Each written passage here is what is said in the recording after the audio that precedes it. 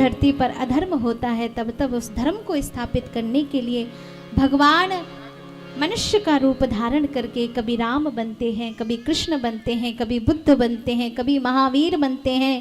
समय समय पर जैसा समय पड़ता है भगवान उस रूप में आकर अधर्म से धर्म को स्थापित करते हैं।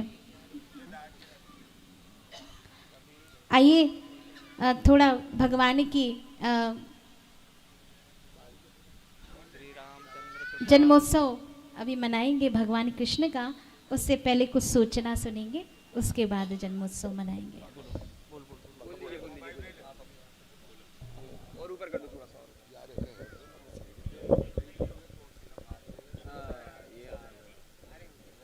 हेलो, बोले भागवत भगवान की जय हो, बोले नर्मदा मैया की जय हो, बोले सिंगाजी महाराज की जय हो। आज ग्राम मलगांव में हमारे धोंगड़िया परिवार, भाई कड़वा जी धोंगड़िया, जिनके यहाँ भागवत कथा का जो आयोजन रखा, उस कथा में हमारे बीच में हमारी दीदी जो वात्सल्य ग्राम कोठी से, जिनके सानिध्य में माँ ऋतुम्बरा जी के सानिध्य में उनका परिपूर्ण विश्वास अटल लेकर आज हमारे बीच में परम सद्य मंच पर विराजमान परम दीदी हमारी श्री सत्य सिद्धा दीदी जी,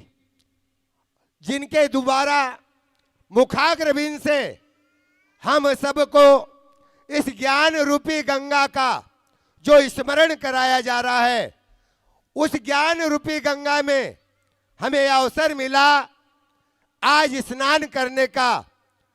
जिन्होंने स्नान किया वो जानते हैं कि भागवत कथा क्या होती है। जिन्होंने इस कथा का श्रवण किया वो अपने आप को धन्य मानते हैं।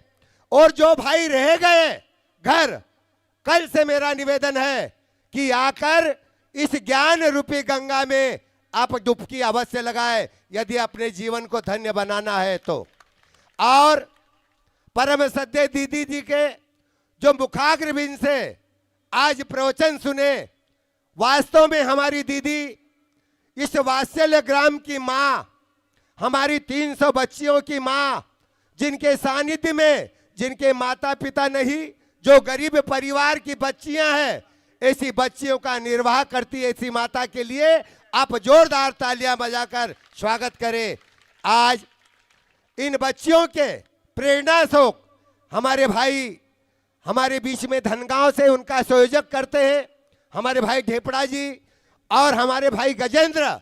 ये हमेशा, मैं कई बार दीदी माँ के सानिध्य में होकर आया, उन्होंने कल फोन किया कि भैया बांगरदा से कल मलगांव आपको आना है।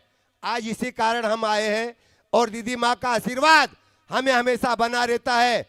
आज ऐसी गरिमामय दीदी के चरणों में वंदन करते हुए कुछ भाइयों ने यहाँ पर इन बच्चियों के लिए वात्सल्य ग्राम कोठी के लिए दान स्वरूप राशि कुछ गेहूं दिया है। उनके मैं नाम आपके सामने प्रस्तुत कर रहा हूं। 51 किलो गेहूं हमारे भाई पप्पू जी धोंगड़िया, इन्होंने इन बेटियों के लिए 51 किलो गेहूं दिया है। और 1100 रुपए हमारे काका जी और यहाँ के फुआ जी श्री गेंदालाल जी छलोत्रा, फुआ जी जिनको कहते हैं, उन्होंने भी 1100 रुपए इन बेटियों के लिए दिए।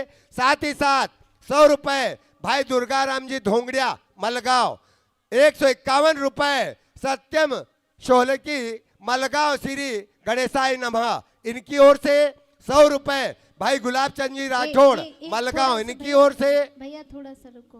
हाँ जी, 151 की क्या घोषणा करते हो? ये कोई घोषणा होती है? ये सुनो दीदी, दीदी एक मिनट, 11,000 की करो दीदी मैं ये इसलिए घोषणा करी है, ये बाहर से आए जब उन्होंने कहा कि हमारे गांव में गाड़ी आएगी, हम गेहूं देंगे, तो आज हम यहाँ आए हैं कथा के रूप में कथा सुनने को। तो 151 रुपए की राशि देना चाहते हैं। 151 तो गुप्त दान ही कर देना चाहिए। ठीक है, पर वो एक अपना ये है, अधिकार कि हम भागवत जी सुनना है, हमने कुछ ज्ञान लिया है, तो हम 151 रुपए की राशि भगवान के समर्पित प्रदान कर रहे हैं। साथ ही साथ 100 रुपए हमारे भाई गुलाब चंद जी राठौड़ मलगांव, 51 रुपए श्री बिहारी जी हिरवे, ये हरिजन साहब है, इन्होंने भी अपनी प्रेरणा आपके प्रति दायित्व की है। साथ ही साथ 100 रुपए 101 रुपया भाई कड़वा जी मानकर मलगांव वाले, 51 रुपए श्री 50 किलो गेहूं भाई राधे श्याम जी करोड़ा बांगरदा वाले, ये हमेशा देते हैं। हर साल गाड़ी आती है, दीदी माँ स्वयं साथ में आते हैं, हम गेहूं की व्यवस्था हमेशा करवाते हैं। और आज भी हम ये संकल्प लेते हैं कि इन बच्चियों के लिए मलगांव से भी गेहूं के लिए गाड़ी आएगी और उनके लिए गेहूं की व्यवस्था करवाएंगे। साथ ही साथ बजाओ जोरदार। साथ ही साथ 1100 रुपए हमारे आदरणीय लक्ष्मी नारायण जी मोरनिया, उन्होंने भी 1100 रुपए दिए। साथ ही साथ 50 किलो गेहूं श्री राघुराम जी मलगांव वाले, उन्होंने भी दिए। साथ ही साथ 1100 रुपए श्री राम जी मोरानिया, इन्होंने भी 1100 रुपए दिए।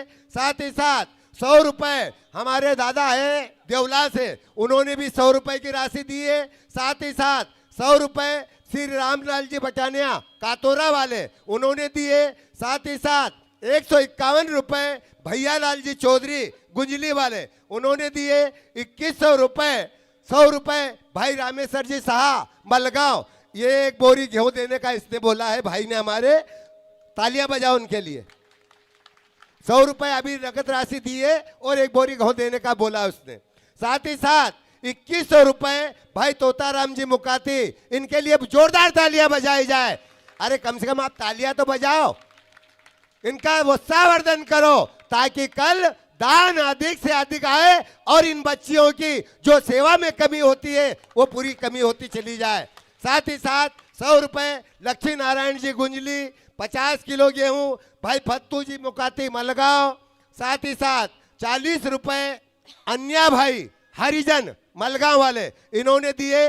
और 1100 रुपए उमेश जी साहा मलगांव, इन महानुभावों ने दिए। इन सभी महानुभावों का इन बच्चियों की ओर से, समस्त इन महात्माओं की ओर से बहुत बहुत साधुवाद। भगवान हमेशा ऐसी मदद करते रहे और एक के अनेक इनको देते रहे। बहुत बहुत धन्यवाद। जय सिंगा जी, जय नर्मदेहार, जय श्री कृष्ण। हेलो, राधे राधे। बोलो मोर मुकुट बंसी वाले की जय। आप कृष्ण जन्मोत्सव मनाया जाएगा, जरा जोरदार तालियों से स्वागत। बोलिए श्रीमद् भागवत महापुराण की जय हो। सभी भामाशाहों को बहुत बहुत साधुवाद, आशीर्वाद। सभी आश्रम के लिए बढ़ चढ़कर सहयोग करें, अन्नदान करें, वस्त्रदान करें, धन दान करें। जो भी आपकी स्वेच्छा है, जो आपके पास है, वह अपनी स्वेच्छा से करें, क्योंकि दान करने से कभी कहते हैं ना, नाव में पानी बड़े घर में बड़े दाम, दोनों हाथ उलूचिए यही सज्जन का काम जय हो। तो इस प्रकार से सभी कुछ ना कुछ कीजिए। ये अभी मैं राजस्थान में बैठी होती तो मैं ये जितनी भी महिलाएं थी, यहाँ कोई भी 101 नहीं दे रहा होता, वो महिला ही शुरू करती है 2100 से। हमारे यहाँ सबसे छोटी राशि 2100 होती है, वो 100 के बराबर होती है। तो हमें थोड़ा आश्चर्य लग रहा था, क्योंकि हमारी कथा में 101 की घोषणा हो रही, तो ये हमें भी नहीं अच्छा लग रहा। तो इसीलिए हमने भी बोल दिया कि भैया ये 101 की क्या घोषणा है, कम से कम 1001 की घोषणा करो, 501 की करो तो भी थोड़ा अच्छा लगे। बोले सदगुरुदेव भगवान की जय हो। पर आप सभी भामाशाहों का बहुत बहुत धन्यवाद। कहते हैं ना, अन्नदान बहुत बड़ा दान होता है, तो आपसे जो बन पड़े वो कीजिए, पर कीजिए जरूर। और यहाँ पर प्रभु श्री राम का प्राकट्य हुआ, राम जी का जन्म हुआ, राजा दशरथ के यहाँ 4 पुत्रों का जन्म हुआ है। राम लखन भरत शत्रुघ्न समय के अनुसार धीरे धीरे बड़े हुए चारों पुत्र, गुरुकुल गए, विद्याध्ययन प्राप्त किया। प्रभु श्री राम का जो आदर्श है, जो उनका जीवन है, हर व्यक्ति को रामचरितमानस पढ़ करके राम तुम्हें भी बनना होगा, चलो राम के पद चिन्हों पर अब इतिहास बदलना होगा। यदि राम का आदर्श घर घर में आ जाए तो लड़ाई झगड़ा बंद हो जाए। राम जैसा आदर्श हो भैया, लखन जैसा भात प्रेम हो, भरत जी जैसा भाई हो और सीता मैया जैसी पत्नी हो तो घर स्वर्ग बन जाता है। आप देखिए, एक राजा की राजकुमारी थी, कभी फूलों पर चलने वाली, मखमल के बिस्तरों में सोने वाली, और एक दिन वही राजकुमारी जब वक्त समय पलटा तो वही वत्कल वस्त्र धारण करके चुपचाप पति की अनुगामिनी बनकर अपने पति का अनुसरण करते हुए निकल जाती है 14 वर्ष के वनवास के लिए। कभी शिकायतें नहीं की। धन्य है उस देवी का आदर्श। रामचरित पढ़ोगे, उनके आदर्श को अपने जीवन में उतारें। बड़ा अद्भुत ग्रंथ है, सबको पढ़ना चाहिए। राम के आदर्श से ही जीवन में सुंदर, कहते हैं ना, राम कथा जो है वो जीवन जीने की कला सिखा देती है। राम कथा आपके व्यक्तित्व को सुधार देती है, आपको व्यवहारिक ज्ञान दे देती है। और जब भगवान वनवास आए, महलों से निकलकर वनवास आए, कभी कभी मैं सोचती हूँ कि राम यदि सिर्फ राजा बनकर रह जाते तो सिर्फ एक सम्राट बनकर रह जाते, लेकिन राम उन महलों से जब बाहर निकले तो वो लोगों के, जन जन के नायक बन गए, लोगों के हृदय में बस गए। तो काम ऐसा कीजिए कि लोगों के हृदय में बस जाएं। बोली श्यामपति रामचंद्र भगवान की। आइए हम सभी कृष्ण जन्मोत्सव की ओर चलते हैं।